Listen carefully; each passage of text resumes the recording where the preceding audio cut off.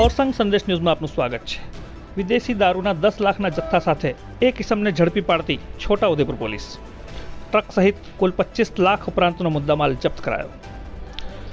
છોટાઉદેપુર પોલીસને અંગત માહિતી દ્વારા મળેલ માહિતીના આધારે તપાસ કરતા ટ્રક નંબર GJ08 AU 584ના કેબિનના પાછળના ભાગે ડાલામાં ચોરખાનું બનાવી દારૂની પેટીઓ ભરેલી એક ટ્રક સર્કિટ હાઉસ સામે આવેલા ન્યૂ સંજર ટાયર સર્વિસ નામની પંચરની દુકાનની આગળ ટાયર પંચર કરાવી રહી હતી।